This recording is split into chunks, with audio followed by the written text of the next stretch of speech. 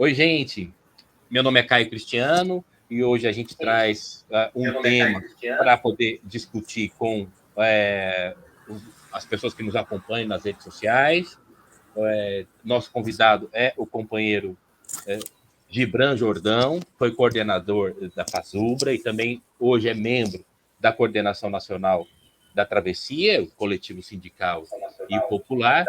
A nossa pauta hoje é discutir um pouco sobre a retomada, a possível retomada da votação da PEC 32. Gibran, muito obrigado por estar aqui conosco. Nós estamos aqui com o companheiro Washington, que é também da Resistência, um ativista, um advogado militante que está se aproximando, chegando agora na organização, muito engajado. Nós estamos diante da possibilidade, conforme tem anunciado o Arthur Lira, de votar a PEC 32. Todos nós sabemos que é um grande e profundo ataque aos servidores públicos e aos serviços públicos. Vocês sumiram aqui para mim, não sei se o problema é meu ou é com vocês. Aqui eu te vejo bem e te agora ouço voltou. bem. Você me ouve bem? Agora vocês voltaram. Agora sim. Mas vocês tinham sumido aqui para mim. Perfeito.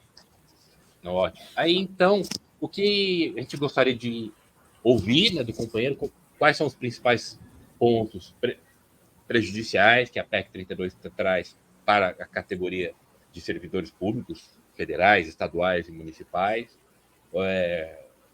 como é que está a conjuntura das lutas e o papel do governo no enfrentamento a esse profundo ataque que outrora foi proposto pelo ex-governo derrotado eleitoralmente. A palavra é contigo, companheiro. Ok. Bom, primeiro agradecer o convite, parabenizar pela iniciativa. É realmente um tema muito preocupante, porque, vejam, o movimento sindical do funcionalismo público federal conseguiu, e também de outras esferas, né, do poder, tanto estadual como municipal, já que a PEC ela tinha um alcance muito amplo, através da sua mobilização durante o governo Bolsonaro, porque é uma proposta que foi formulada no governo Bolsonaro em acordo com forças neoliberais que controlam o Congresso Nacional, né, como o próprio Centrão e outros partidos. Mas o movimento sindical, com todas as suas debilidades, né, toda a dificuldade de organizar e mobilizar, mas conseguiu, durante o governo Bolsonaro, evitar que essa PEC 32 fosse votada. Né? A gente teve muitas derrotas importantes durante o governo Bolsonaro, mas essa foi uma que nós nos orgulhamos de ter conseguido impedir que ela fosse votada no Congresso Nacional. Isso foi fruto de uma mobilização muito grande, pressão sobre os deputados nos aeroportos, né, nos gabinetes, e não foi fruto de uma greve unitária, mas foi fruto de uma frente unitária, né, entre todas as organizações ali, sindicatos nacionais, sindicatos de base, que fizeram... eu estou no ar? Estou no ar. Tá sim, Gibran. Tá, que fizeram uma mobilização e evitou que ela fosse votada, porque realmente ela tem problemas muito graves, né? Desde o tema da estabilidade, né, que poderia ser definida por uma lei complementar, que poderia excluir muitas categorias de ter o direito à estabilidade, até a restrição de uma série de benefícios ou de margem de manobra para os governos darem reajustes, como também um fortalecimento das organizações sociais, como parte concreta e legalizada e de forma muito mais ampla na estrutura dos serviços públicos, e dando poderes também para o próprio presidente da República poder fazer modificações na estrutura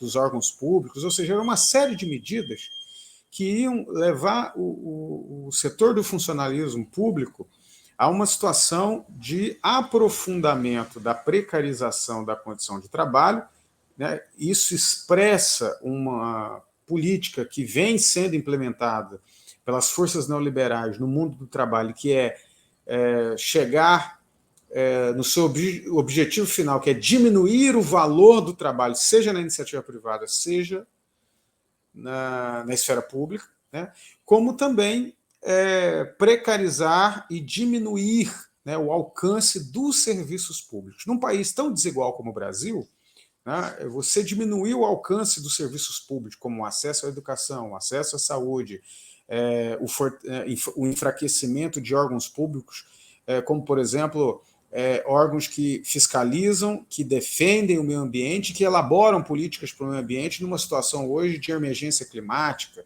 né, e uma série de outros órgãos importantes que mediam, né, muitas das vezes, a situação de desigualdade social e de predação, né, que existe hoje por parte do sistema capitalista sobre recursos naturais, sobre direitos sociais, sobre direitos democráticos. Então, os serviços públicos ficariam numa situação que hoje já é muito limitada, ainda pior, né?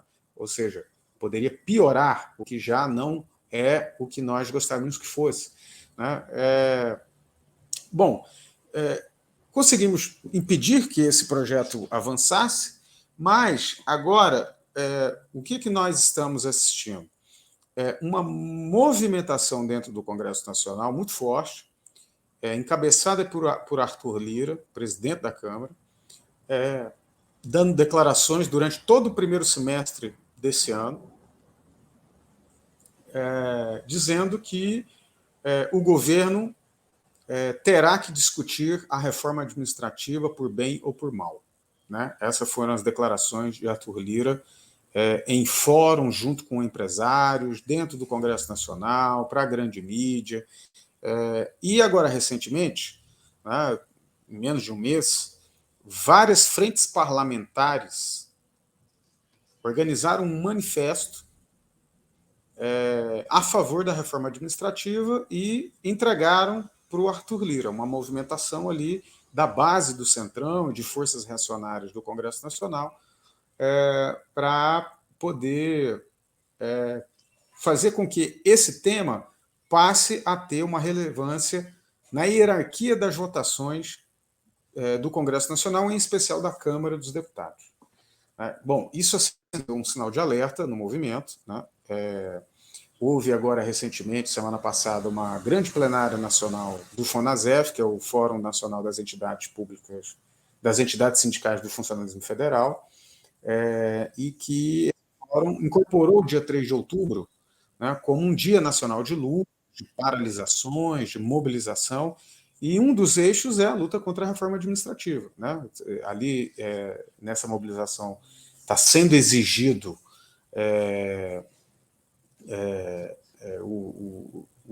a recuperação das perdas inflacionárias do último ano, mas também o tema da reforma, a luta contra a reforma administrativa. Bom, o que tem dito o governo federal, né, o governo Lula, sobre esse tema? O Haddad, né, que é o ministro da Fazenda, que inclusive é aí de São Paulo, como também a ministra do Ministério de Gestão e Inovação, que é a Esther, que é aqui do Rio, né? Eles têm dado as seguintes declarações: olha, nós estamos a favor de uma reforma administrativa, não essa que está no Congresso, não essa PEC 32, mas nós já estamos fazendo grupos de trabalho no interior do Ministério de Gestão e Inovação, né, e estamos estudando uma proposta de reforma administrativa.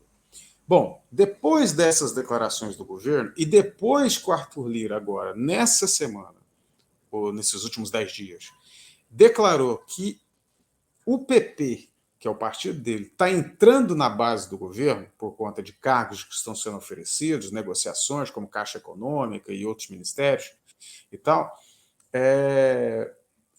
eu tenho a impressão de que o Arthur Lira ele não vai dar um passo acelerado para aprovar a reforma sem falar com o governo antes, já que ele é parte da base do governo. Tá? Ele vai querer saber o que o governo tem como proposta no Ministério de Gestão, vai querer saber se isso tem pontos comuns ou não na reforma administrativa via PEC 32, e pode ser que eles acordem alguns pontos que seja do interesse do que está na PEC 32 e do que o governo está formulando, e isso vire uma proposta que, quando ela vier à luz, quando ela for anunciada, né, nós vamos ter que analisar, o conjunto do movimento sindical vai ter que analisar, e não é só o setor do movimento sindical federal, mas também estadual e municipal vão ter que ficar atentos sobre isso, porque pode ser que isso aconteça esse ano, pode ser que não, pode ser que venha o ano que vem. Mas eu acho que virá. Né? Eu acho que virá. Eu acho que há uma pressão por parte de setores que controlam o PIB brasileiro, que controlam o Congresso Nacional, de fazer uma reforma administrativa que possa diminuir o valor do trabalho dos servidores públicos federais e que diminua os investimentos nos serviços públicos federais. Como a gente já tem uma certa experiência, né, já conhecemos o governo Lula de outros carnavais, né, é claro que não é o mesmo governo que o governo Bolsonaro, tem uma imensa diferença, mas eles vão negociar a reforma administrativa com o Centrão. Eles vão negociar. E pode ser que surja uma proposta que não seja a PEC 32, mas seja algo que também fere direitos importantes dos servidores públicos federais, estaduais e municipais. Tá? Mas eu acho que só por conta desse elemento, né, de que o governo está discutindo internamente uma proposta e de que o Congresso já tem uma proposta, mas que, como agora o Lira anuncia que está entrando para a base do governo, eu acho que eles vão começar uma movimentação de diálogo interno que não vai ser, que vai fazer com que esse processo não seja tão rápido como o Lira gostaria que fosse, né? Mas que vai acontecer de aparecer uma proposta via diálogo entre governo e central. E é aí que nós precisamos ficar atentos. Né? E é aí que o movimento sindical precisa agora tensionar e fazer pressão e mobilização, e o dia 3 está aí para isso, né, para que não venha nenhuma proposta, né, que ataque direitos e que impeça investimentos nos serviços públicos. Aliás, que não venha por parte do governo, e nós não votamos no Lula para isso, né, nenhuma sinalização de que vai negociar pontos da PEC 32 que ataque o funcionalismo, né, e apresente isso como proposta. Isso nós não temos que exigir que o governo, que a maioria dos servidores públicos votaram a favor, né, para derrotar Bolsonaro, não faça. Né? Então, essa é a análise que eu faço do momento que nós estamos, né, e da possibilidade de luta que está colocada aí pela frente, né, em relação ao tema da reforma administrativa, que agora nós não podemos dizer que só existe a PEC 32. Se o governo está dizendo que não concorda com a PEC 32 e está elaborando uma proposta própria, então nós precisamos saber o que vem por aí. É isso. Paro por aqui para a gente seguir o nosso diálogo aí, companheiros. Perfeito, Gibran. Eu acho que essa atualização é importante para a gente, porque o projeto, o programa eleitoral que a classe trabalhadora e que nós fizemos campanha, não caberia nenhum ataque aos serviços públicos e aos servidores. Eu vou passar a palavra para o nosso companheiro Washington, fazer algum questionamento, alguma posição, depois eu repasso aqui também para o Júlio, que chegou agora, que é o companheiro nosso bancário, também, que milita aqui conosco em nossa regional. Oi, Washington, tudo bem, querido? Tudo bom, graças a Deus. E vocês, camaradas? Bem, também. Tudo bom. Pô, camarada, assim, a pontuação, acho que o camarada Gibran, foi brilhante, né, na interpretação da conjuntura dessa PEC, né, dessa análise que foi feita. E uma coisa que eu gostaria, assim, de pontuar e depois querer saber a opinião do camarada Gibran a respeito desse tema, né, dessa questão, sobre a gente, para analisar essa PEC 32 e saber, né, qual a consequência dos ovos dessa serpente, a gente tem que saber qual foi a serpente, né, que que colocou, que abotou, né? Que botou esses ovos, né? Porque vem do governo Bolsonaro, né? Essa PEC, e apresentada juntamente ali com o Paulo Guedes e tudo mais, essa companhia, esse governo passado, que foi um governo, foi uma tragédia para nós, né? Do campo progressista. E o que dá para ver, até mesmo pela análise da conjuntura que o Gibran trouxe para a gente, é que a burguesia está apoiando esse projeto todo porque é um projeto de poder deles, né? Um projeto de cada vez mais com esse discurso populista, né? De trazer, de minar o funcionalismo público, de cada vez mais definhar o Estado, né? E a sua estrutura para que fique mais fácil o controle, né? E a manipulação do Estado por parte da burguesia e do capitalismo, né, em si.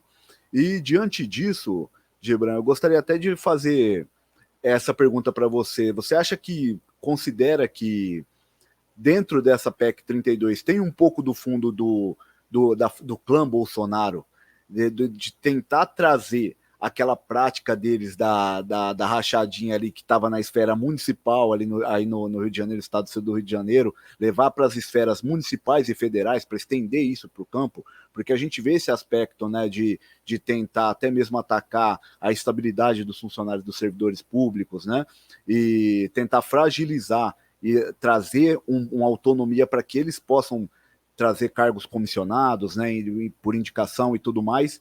E a gente sabe que até mesmo isso é um contrassenso, né? Porque o próprio passar do tempo demonstrou que o que a história nos apresentou pós-governo Bolsonaro foi justamente o contrário, tudo que a PEC 32 traz, né, atacando o funcionalismo público. Ou seja, com a manutenção da forma que ela está hoje, a gente tem um servidor público que é garantido, que consegue ir contra os poderosos, aqueles que estão transitando ali pelo poder, né? Tanto é no caso da própria vacina, denúncia, né? Do ataque à ciência, o negacionismo, o caso das joias, como que a gente conseguiria ter uma Polícia Federal ali, né, fazendo a fiscalização, denunciando, sendo que ela teria, no caso, a incerteza se amanhã teria um emprego, né, que é o que eles propõem hoje nessa PEC 32. Com a estabilidade, você tem um funcionalismo público independente, atuante, né, que vai conseguir atuar contra. Então, gostaria de saber sua opinião sobre essa questão, né, assim, o clã Bolsonaro, quais os objetivos escusos que estão por trás dessa PEC 32?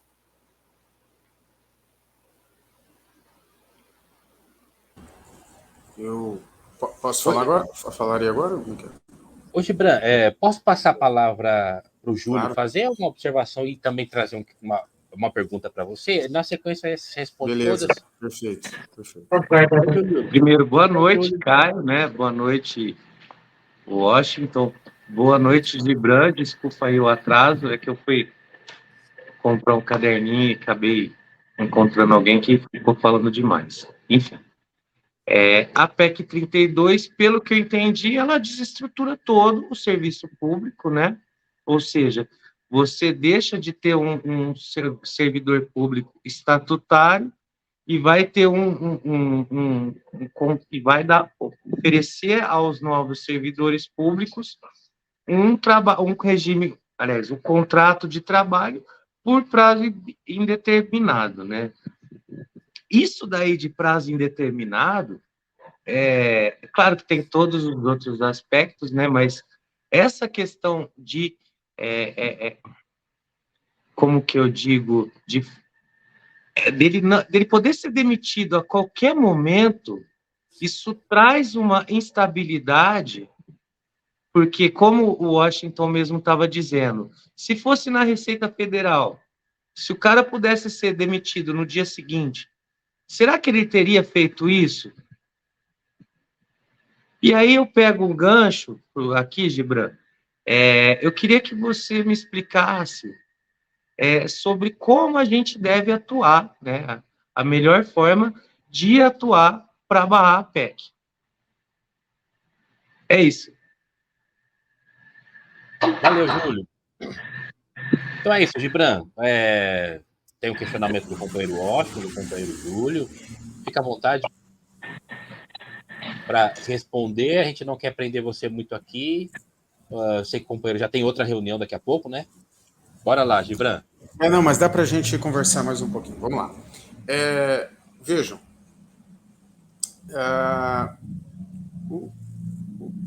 a PEC 32, que nós conseguimos impedir que ela fosse votada no Congresso Nacional durante o governo Bolsonaro, e olha que foi um governo, se você pegar os projetos que foram aprovados no governo Temer e no governo Bolsonaro, né, teve muitas derrotas importantes para a classe trabalhadora. Né? Juntos, esses dois governos aprovaram a reforma trabalhista, a ampliação da terceirização, a reforma da Previdência, a reforma do ensino médio. Não, isso que eu estou lembrando de cabeça aqui agora, além de várias outras coisas. Um governo que dava declarações que queria colocar uma granada no bolso dos servidores, né, do inimigo, não era granada no bolso do servidor, era granada no bolso do inimigo. Então, ou seja, eles tratavam os servidores públicos como inimigos. Né? Um governo onde o Bolsonaro comprou uma briga, desmantelou todo o IBAMA por conta de ter tomado uma multa quando era antes de ser presidente. Né?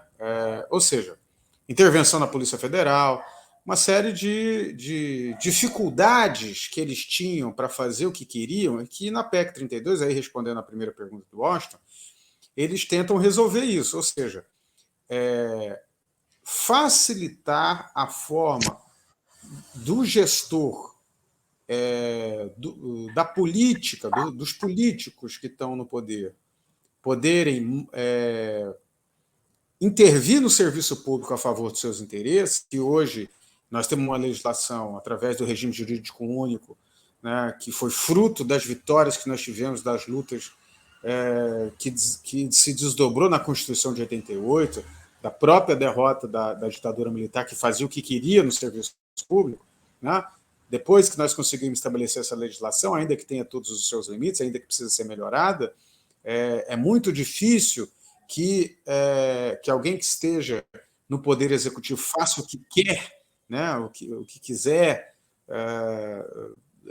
no sentido de intervir mesmo nos serviços públicos. Né? Ou seja, você tem a estabilidade hoje permite que um servidor público possa criticar, possa se recusar a fazer malfeitos, possa criticar um presidente, um ministro, um chefe, possa fazer uma greve, possa fazer uma mobilização. Né? Então, de fato, havia e há um interesse, né, em poder manobrar a estrutura do Estado a favor de seus próprios interesses, mas para isso é preciso modificar a legislação. Né? Então, a PEC 32 tem isso, né, no seu conteúdo, esse objetivo no seu conteúdo. Agora, como é que nós podemos fazer para impedir que volte essa possibilidade? Eu acho que o caminho que foi construído e que teve sucesso é o caminho que nós fizemos. Né? Porque, vejam, a PEC 32 ela não foi derrotada com base em uma greve unificada dos servidores públicos federais, porque às vezes tem muita gente que faz fetichismo com greve. Né? A greve pode resolver tudo. A greve é um recurso que você tem que analisar a realidade e saber se é o instrumento correto para aquele momento, e que ele pode ser eficiente, como pode também ser derrotado. Né? No caso da PEC 32, não foi com uma greve que nós derrotamos, né, a PEC 32, foi com uma ampla campanha que ganhou a opinião pública. Ganhou primeiro os servidores, né, a própria base das categorias, e depois ganhou a opinião pública. Então, houve uma campanha que teve 3 direcionamentos, que eu acho que ela foi muito bem construída, muito bem discutida no FONASEF. Eu estou falando no âmbito federal, viu, gente, que é a minha área. Os servidores públicos estaduais e municipais, eu não posso dizer muita coisa, embora teve muitas movimentações também desses setores. Mas vejam, no âmbito federal, houve a primeira campanha para explicar os perigos da PEC para os direitos dos próprios servidores e ganhar as categorias para saber explicar e saber entender por que a PEC prejudica os seus direitos. Então, uma campanha para dentro das categorias. Depois foi feita uma campanha sobre os parlamentares, que foi um outro aspecto da campanha, nos aeroportos, nos gabinetes, na construção de frentes parlamentares contra a PEC 32, em defesa dos serviços públicos, em construir aliados dentro do Congresso, e aí de forma ampla, né, desde partidos de esquerda como partidos de centro, que ali você achava alguns parlamentares que se posicionavam a favor dos servidores públicos, contra a PEC 32, ou pelo menos contra parte da PEC 32, dos pontos mais radicais, né? E também, dentro dessa campanha sobre os parlamentares, aquela campanha que constrangia parlamentares que estavam envolvidos em temas como o Washington citou aqui, sobre o tema da rachadinha, o tema de você utilizar o servidor público como um fantoche a favor dos seus interesses dentro da máquina pública, né? E depois uma terceira frente de campanha, que é mais difícil, porque a gente via a grande mídia fazendo campanha a favor de uma reforma administrativa, né? Mas eu acho que a gente teve sucesso também em fazer uma campanha na opinião pública, na sociedade, mostrar para a sociedade que se a PEC 32 fosse aprovada, você ia ter um serviço de menor qualidade e você ia ter menos acesso a serviços que são muito importantes para um país, como eu dizia no início, tão desigual como o Brasil. Um país que está tendo um meio ambiente tão destruído como no Brasil, com emergências climáticas, desastres como agora no Rio Grande do Sul, ondas de calor, agora nós estamos vivendo isso nesse momento, né, no Brasil, como um país que precisa ter uma população imensa, um país de dimensões continentais, desde grandes centros urbanos até nos povos da floresta ou no interior, em cidades muito pequenas, que estão longe de recursos, que necessitam do SUS. Por mais precário que seja, né?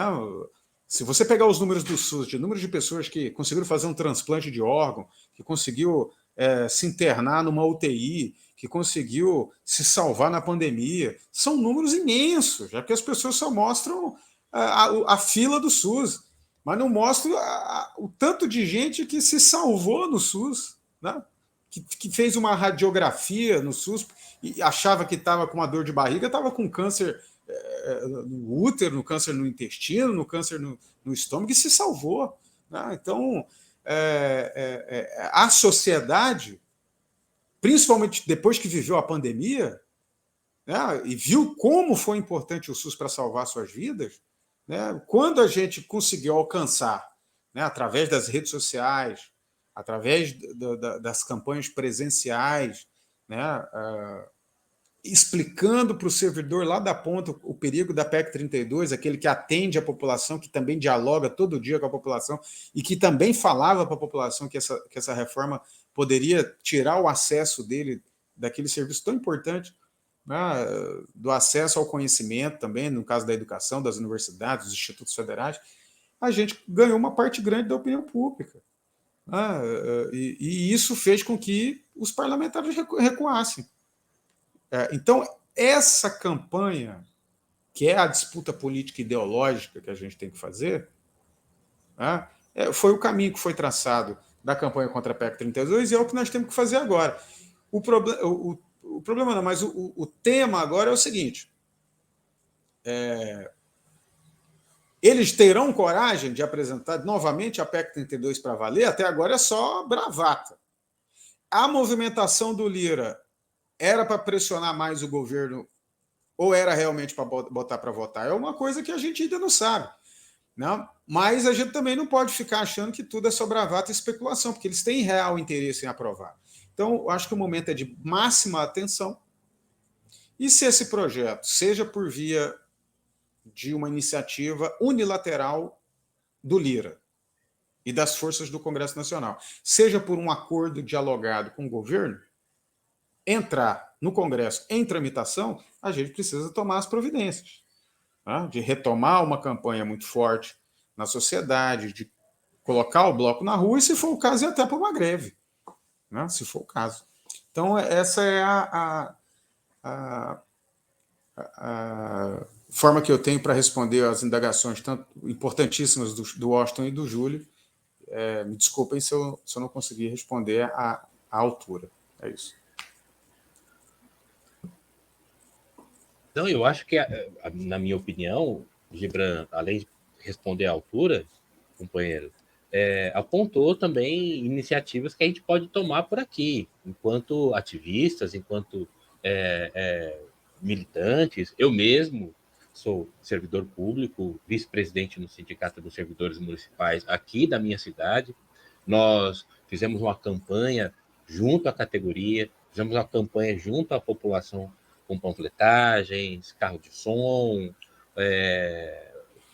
produções de denúncias nas redes sociais, que naquele período, mesmo um momento da história mais reacionário, mais difícil para a luta, conseguimos engavetar a PEC 32. Eu acho que agora de fato, seguir a mesma metodologia, ganhar novamente os trabalhadores, os colegas servidores públicos. Enquanto você falava, eu lembrei de uma questão bastante importante. Por exemplo, no serviço público municipal, nós temos centenas e centenas de servidores que falam cotidianamente, diretamente com a população. Quando não recebe pacientes nos postos de saúde ou nas escolas, com os alunos, com os pais, a parcela da nossa categoria entra na casa das pessoas, conversa com as pessoas. Nós temos agentes comunitários de saúde, agentes de combate às endemias, trabalhadores do saneamento, que estão diariamente na casa da população. Naquele período, quando foi apresentada a primeira vez a PEC 32, houve um engajamento desses setores, né? E mesmo num município como o nosso, que tem uma parcela da população um tanto quanto apoiadora do governo Bolsonaro, apoiadora das políticas do PSDB, conseguimos um apoio importante no município. Eu acho que essa live, por exemplo, trazendo aqui um companheiro engajado nessa luta, é parte do início de uma campanha que nós vamos levar, né? Nos ambientes em que a gente atua, nos sindicatos, nas praças, no contato com as pessoas, para novamente acender a luz vermelha, preparar a mobilização e começar a desgastar Lira, os partidos e os parlamentares que o apoiarem, e também fazer exigência que o governo Lula não embarque nesse barco furado. Eu queria ouvir um pouquinho para ir finalizando o Washington, depois o companheiro Júlio, e aí, Gibran, se você puder fazer um fechamento para a gente, se tiver no seu tempo. Perfeito. Bom, assim, respondendo ao final da fala do camarada Gibran, ele não só respondeu, né, como respondeu de forma brilhante ao apontar caminhos, né, assim como o Caio mencionou. Eu acredito que isso é o mais importante, porque deu direcionamento para a gente, para quem nos assiste, né, quem nos ouve, e isso a gente vai reverberar nas redes sociais também, né, a gente vai replicar, e com certeza vai ser um norte, né, até mesmo colocando as experiências passadas, né, como o Gibran colocou, e apontando direção para o futuro, né. E, assim, para encerrar a minha colocação aqui, eu acho que eu não tenho nem o que falar mais depois da fala do Gibran, né, ficou muito bem claro o contexto, a conjuntura e as consequências, né, dessa PEC nefasta, né. Eu acho que a única coisa que a gente tem que analisar e até deixar claro para quem nos ouve, para quem nos assiste, né, é que a gente, para você ver o tamanho, a dimensão do estrago que foi o governo Bolsonaro, e a gente deixar isso registrado aqui, é que a gente ainda luta contra ele, mesmo quase um ano após, né, a saída dele. Porque isso ainda é nós ainda tentando colocar na lata do lixo aquilo que aquele governo representou. Os ataques que eles fizeram lá ainda reverbera hoje, através dessas PECs.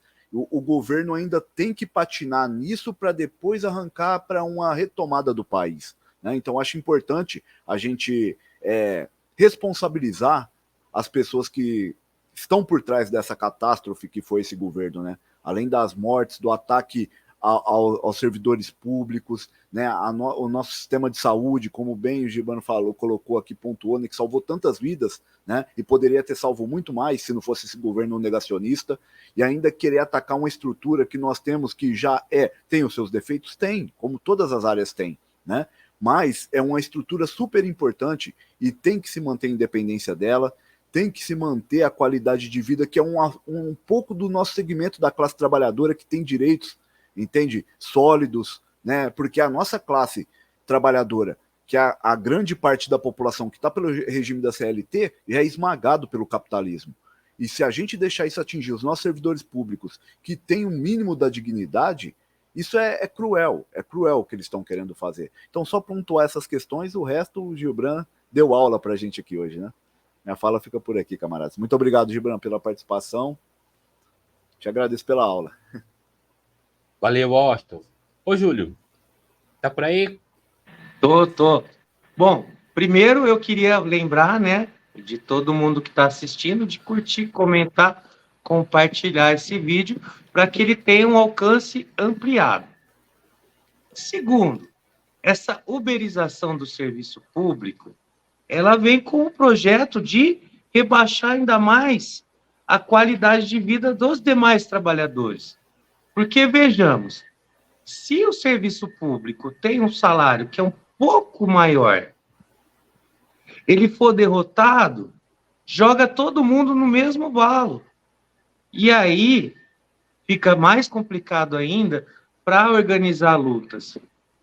Porque significaria uma derrota, não sei se uma derrota histórica, mas uma derrota bem dura. E aí a gente tem que batalhar para que isso não aconteça. Né? Como o Gibran disse, como o Caio disse, né? Vamos trocar o tênis, colocar o tênis e panfletar nas ruas, nas fábricas, nas empresas que são ligadas ao governo. Né? É isso, gente.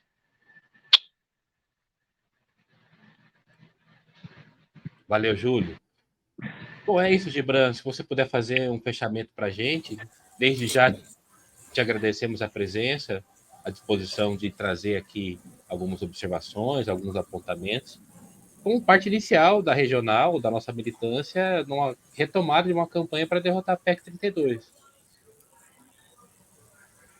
Bom, primeiro, mais uma vez, agradeço aí o convite e parabenizo a iniciativa. Nós precisamos ocupar as redes sociais com os debates, trazendo informação, fazendo a disputa política e ideológica, e acho que esse é o caminho.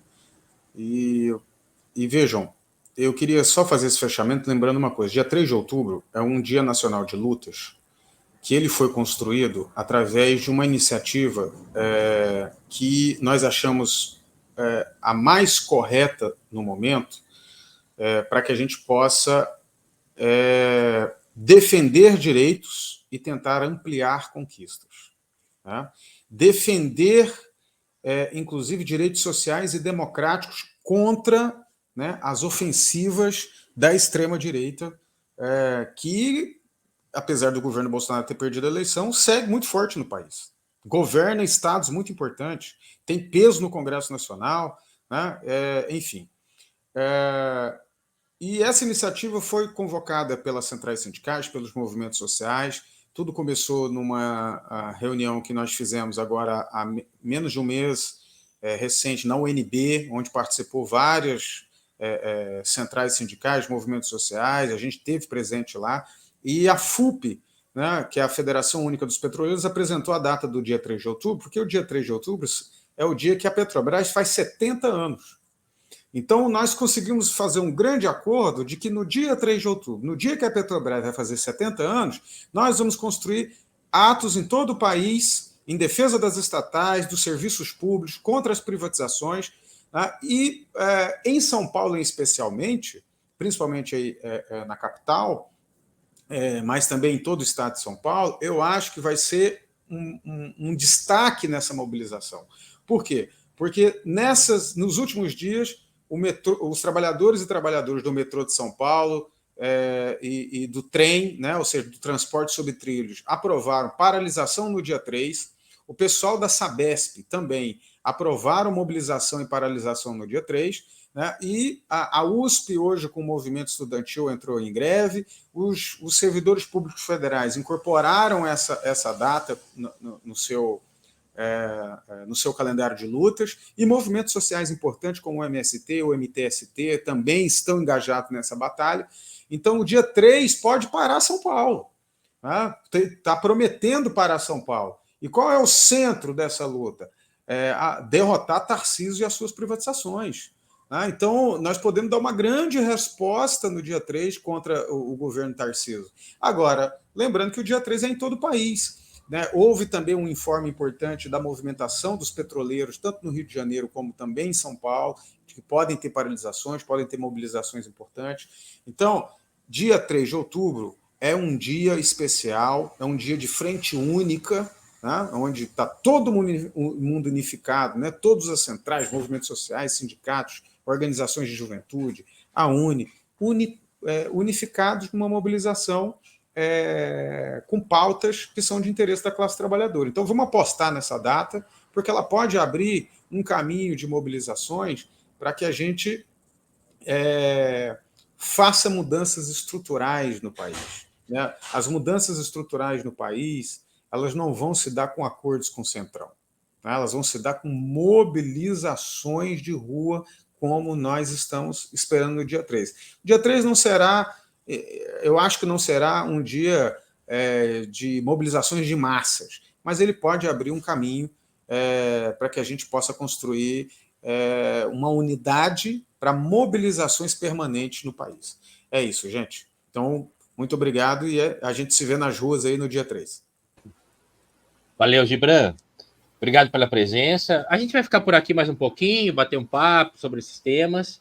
E até uma próxima. Espero que você possa voltar aqui com a gente assim que possível. Valeu, gostei muito do papo e toda vez que vocês convidarem, nós estaremos aqui quando possível. Valeu, um grande abraço. Valeu, camarada. Boa noite. Grande abraço, camarada. Tchau, boa tchau. reunião. Tchau, tchau. Até mais. Pô, é isso, hein? Bom, gente, é isso, assim... Muita boa explanação, né? Tema importante, né? Para toda a classe trabalhadora brasileira. Eu queria destacar algumas coisinhas a respeito da PEC, para a gente fazer uma rodinha de bate-papo, cada um falar um pouquinho. Isso que eu ia te perguntar, Caio, que justamente isso, né? Faltou a sua visão sobre a fala, né? Gostaria de saber sua opinião, né, Júlio? Não, o Caio é apresentador é neutro. Pô, que isso. É neutro igual shampoo de bebê. Neutro jamais, né, Caio? Neutro é só shampoo de bebê. E olha lá, viu? Opa, tá maluco? A gente aqui é resistência, pô. Claro. Não, aqui, assim, o Gibran é um companheiro que eu já conheço há um bom tempo. Sim. Tá sempre à frente da organização de lutas importantes. Então, deixa o camarada falar, né? Lógico, o espaço era dele, nosso né? Convidado, né? Isso, perfeito. Mas o que eu queria dizer, companheiros, a respeito da PEC 32 e da movimentação do Lira. Veja, nós acabamos de derrotar um projeto eleitoralmente, como você bem disse, Washington, mas que ainda permanece ativo, né, o bolsonarismo, com a sua ideologia, com a sua política econômica, ainda permanece bastante ativo. A proposta, os anúncios do Lira para votar a PEC 32 pode ser uma pressão para negociar mais cargos com o governo Lula, que vem cedendo ao Centrão, mas também há interesses de grandes setores da economia brasileira, dos capitalistas, dos empresários, e efetivamente aprovar um modelo de reforma administrativa que abra espaço para as empresas privadas. A PEC 32, como está, ela é prejudicial para os mais de 12, 13 milhões de servidores públicos da esfera federal, da esfera estadual e municipal, porque ela impõe ataques gravíssimos. Primeiro, visa atacar uma conquista da classe trabalhadora, do Estado Democrático de Direito, que é a estabilidade do servidor público. A estabilidade do servidor público não beneficia o indivíduo servidor, mas é uma garantia para que ele possa denunciar, para que ele possa dizer não a chantagens e propostas indecorosas que muitas vezes acontecem por parlamentares, por políticos de direita e de extrema-direita que querem utilizar o aparato do Estado, que querem utilizar a prefeitura, por exemplo, para fazer um balcão de negócios.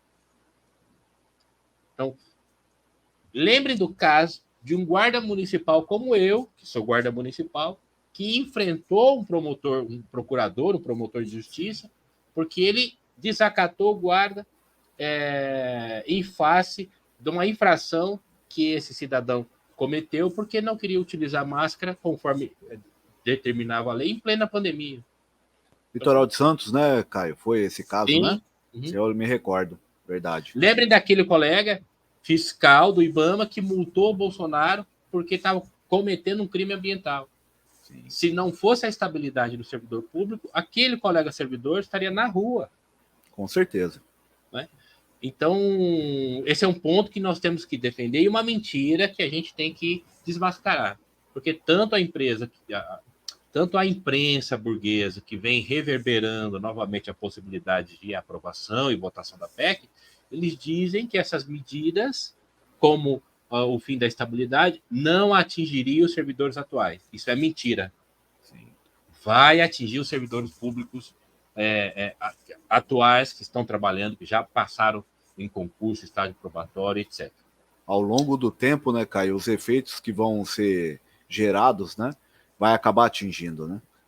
Então eles pregam um discurso assim falso, né, de que não vai atingir, é só pro daqui para frente, né, da aprovação para frente, mas contudo as consequências que é gerada lá atrás vai acabar atingindo os antigos servidores públicos, sim, com certeza, né? Claro. E além de que, pelo que eu não consegui ler a fundo, porque é bem extensa, né, as alterações que são feitas, né, Caio, na Constituição, porque a proposta deles é alterar a própria Constituição, né, por meio de emenda à Constituição, que já é uma situação gravíssima, né, violação de direitos conquistados desde lá da queda da ditadura, né, e eles estão querendo alterar isso para ter base constitucional nessas mudanças dele. Se eu não me engano, são 18 alterações que vão ser feitas, e ao total a inclusão de mais 27, uma coisa assim, é bem extensa as alterações que vão ser feitas, que eles propõem ser feita na Constituição Federal. Mas pela sua fala, né, Caio, pela fala do Gibran, do camarada Júlio, o que fica claro aqui para mim dessa PEC 32 é que, mais uma vez, né, o capitalismo, a burguesia, a grande mídia que está aliada, a Faria Lima, né, esse pessoal, o que eles fazem? Primeiro, eles sucateiam, né, o serviço público, eles dão uma péssima qualidade de estrutura para o servidor público, e antes que alguém venha aqui e fale, deve ser servidor público, eu não sou servidor público, no caso, eu defendo porque eu sei da importância, como o próprio Caio já colocou, entendeu? Sem um servidor público independente, autônomo, nós não conseguimos ter um serviço prestado com qualidade e com autonomia e independência, principalmente.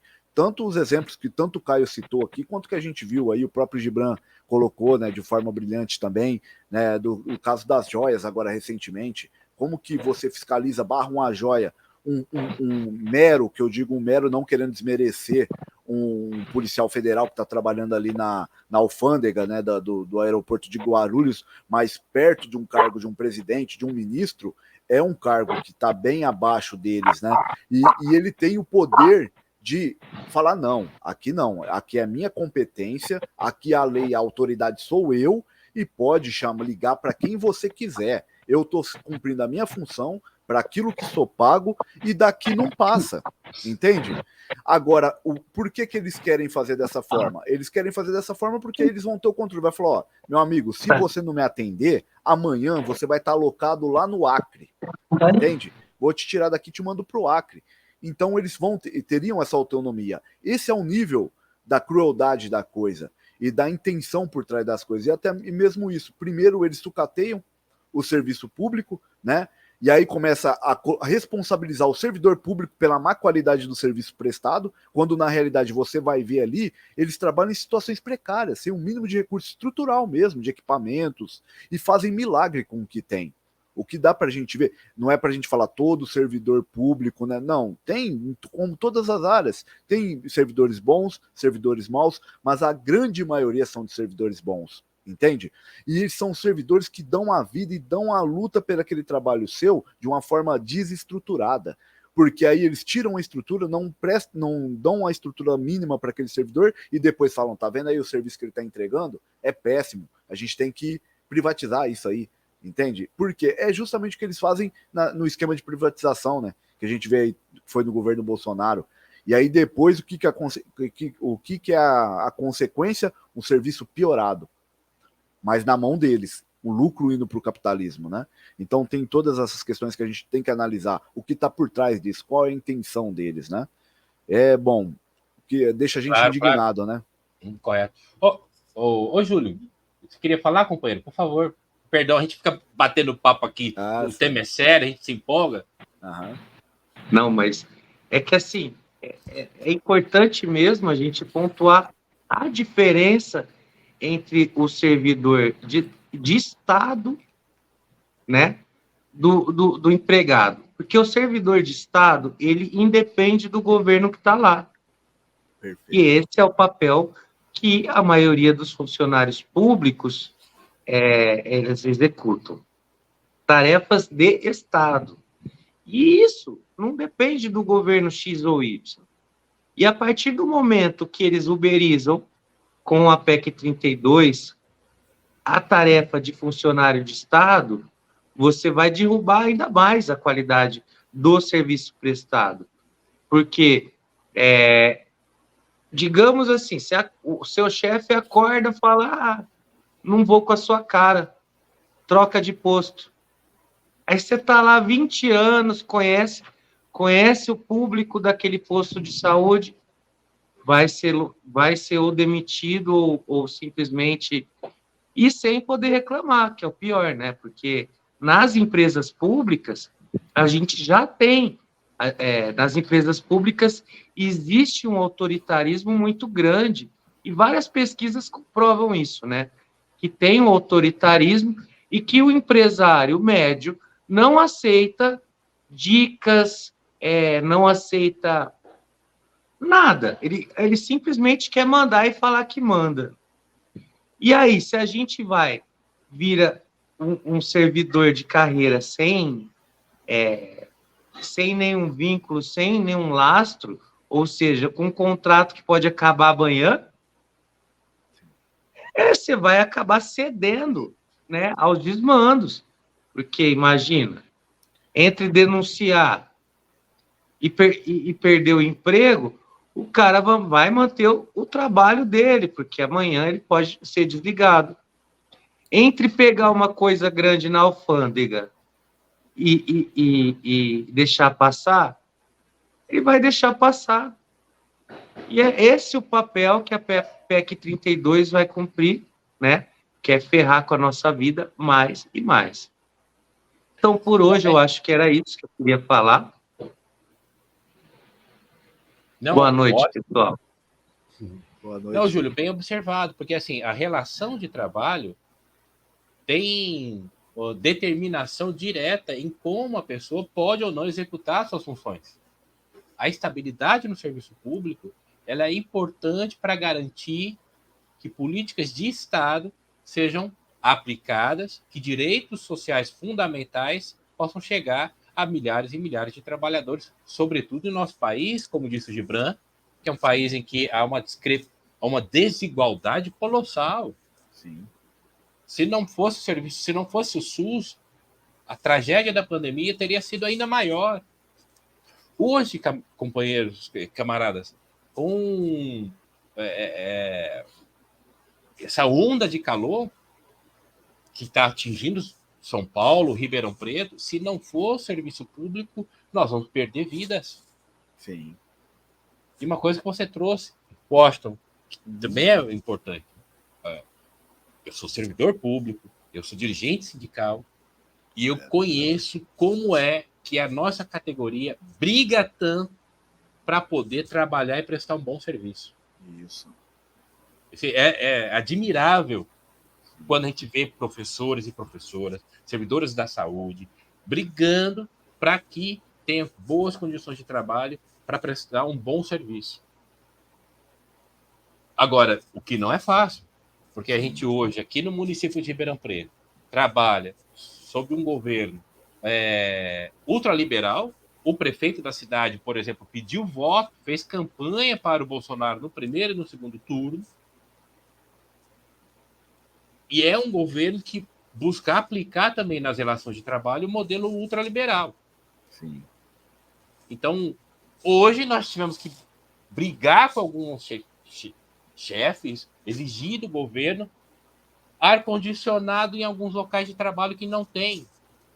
Na 23ª mais rica cidade do país, que tem receita superior a muitos estados do Brasil. Complicado, né, camarada? Até mesmo pensando na nossa realidade em termos de clima, né? Porque, para quem não conhece Ribeirão Preto, aqui meu amigo, qualquer 35 a 38 graus pra gente é padrão, né? Então, às vezes o pessoal, poxa, quer ter ar-condicionado ainda aqui, não é questão de conforto e nem nada do tipo, é questão de necessidade mesmo. Aqui é questão de saúde, né? Para o funcionário ter um ambiente climatizado aqui em Ribeirão é questão de saúde, né? Então não é uma regalia, né? E sim um direito, né? De trabalhar com a salubridade mínima, né? Uma condição mínima de trabalho. Perfeito. Eu queria deixar registrado, Caio e Washington, que o Juninho, né, que é o prefeito bolsominion, ele não só... O Juninho foi bom, hein? Ele não só tá arregaçando a cidade, enchendo de obra, como ele prometeu que no começo do mês iam rodar os ônibus novos na cidade. Mas sabe onde está rodando os ônibus novos? Em linhas vazias e nas regiões de ricos. Que ninguém pega ônibus. Vamos apostar aqui que na minha Zona quebrada, aqui na minha quebrada, só tá passando os mesmos ônibus que estão caindo aos pedaços. Desculpa interromper, Caio, mas quando você falou do Juninho, a mão chegou a tremer. E é bom dar nome, viu, camarada? É Nogueira Júnior, né? É o Juninho do Bolsonaro, Antônio Duarte Nogueira Júnior, o Juninho. Esse é o nome da serpente daqui da nossa região. É isso. E, bom, camaradas, tem muita coisa para falar da PEC 32. Eu só queria terminar me dirigindo aos meus colegas servidores municipais. A gente sabe que os agentes de combate às endemias, a gente sabe que os agentes comunitários de saúde, os colegas do DAERP, da Guarda Municipal, professores e professoras, setores administrativos que atendem muito ao público, colegas que trabalham nos postos de saúde, aproveita a relação com a população para denunciar a PEC 32, para falar a verdade para as pessoas que precisam dos nossos serviços, e a gente busca atender bem o quanto pode ser danoso, tanto para os servidores públicos, quanto para a população, a aprovação da PEC 32. Gente, é inadmissível. Eles querem, com a PEC 32, fazer com que serviços essenciais só possam ser acessíveis às pessoas que puderem pagar. Metade da nossa população não sabe o que vai comer amanhã. Então, assim, o papel do funcionalismo na campanha passada, aqui em Ribeirão Preto, da direção sindical, do PSOL, que é um partido que eu milito, dos companheiros que estão aqui me acompanhando na live, do Júlio, do Washington, foi fundamental para derrotar, engavetar a PEC 32 naquele momento. E retomar essa luta vai ser fundamental agora também. Por isso, obrigado, Washington, Júlio, por aceitar vir aqui fazer esse debate, trazer opiniões, observações. Isso é muito importante para a gente. Valeu, camaradas. Um grande abraço para vocês. Eu que agradeço a convite, né? E sempre quando precisar estaremos aqui, Caio. Júlio, prazer estar com vocês sempre. Hasta la revolução. Até. Meu portunhol tá devagar, viu, Caio? Nossa, aí cê... Até a revolução, camaradas. Pô, vamos trazer para nossa realidade, né? Até. Tchau, que ela seja breve. Breve. Breve. É isso, camaradas.